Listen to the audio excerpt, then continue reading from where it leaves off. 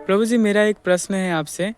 हम तो सब काम शरीर से करते हैं, लेकिन शास्त्रों में बताया गया है कि हम एक आत्मा है। तो मैं इसे कैसे समझूं?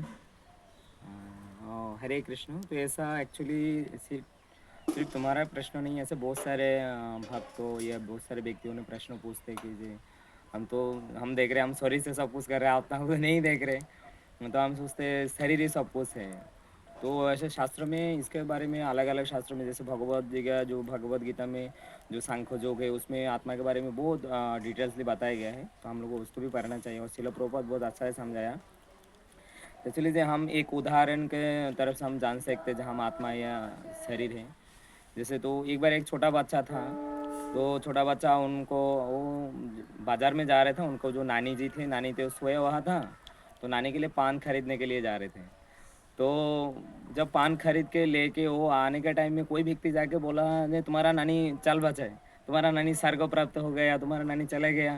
जैसे बहुत सारे व्यक्ति ने और कोई आके वो रोके भी बोल रहे। तो बोला क्या हुआ? तो जब घर में गया देखा है कि वो जो बिस्तर में जाने का टाइम में नानी के सोया हुआ देखा था, अभी वो वही सेम बिस्तर में सोया हुआ है। तो बोला अरे मेरा नानी तो इधर सोया है। सब बोले चले गया, कहाँ चले गया? बोले चाल बजे इधर, नानी तो इधर ही सोया है। तो एक्चुअली हम देख सकते हैं नानी तो शरीर है, नानी का शरीर है, लेकिन जो आत्मा चला गया। तो इसीलिए आत्मा ना होने के कारण तो वो जो व्यक्ति का जो शरीर है वो भी निश्चल हो गया। तो इसीलिए हम जब आत्मा एक्चुअली जो हम लोग का जो ओरिजिनल जो आइडेंटिटी है वो आत्मा है। तो आत्मा नहीं है, इसीलिए वो शरीर भी कुछ काम नहीं चल रहे, कोई क्रिया नहीं कर रहे। तो इसीलिए हम जैसे जब शरीर को क्रियाशीलहीन हो जाते हैं तो हम सोचते हैं कि वो आत्मा चला गया, या जो हमारा नानी चला गया, कोई पिताजी चला गया। हाँ, लेकिन तो हम लोग इससे समझ सकते हैं जो हमारा जो ओरिजिनल जो हम पिताजी बोल रहे हैं वो एक्चुअली आत्मा है। हम शरीर नहीं है, हम आत्मा। तो इससे हम बहुत आसानी से समझ सकते हैं। तो हम लोग कभी कभी देखते हैं बहुत तंदुरुस्त व्यक्ति है, मतलब रेसिंग में जा रहे हैं या कोई वो मतलब भाग रहे हैं।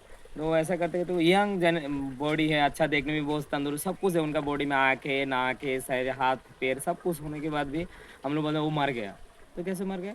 क्योंकि उनका शरीर तो सब पूरा पूर्ण रूप से है, उनके एक्चुअली आत्मा चले गए। इसीलिए जब आत्मा शरीर से चले जाते हैं, निकाल जाते हैं, तो हम बोलते हैं एक व्यक्ति आ गया। तो हम लोग इससे मतलब अच्छा समझ सकते हैं कि हम शरीर नहीं है, हम एक्चुअली आत्मा है।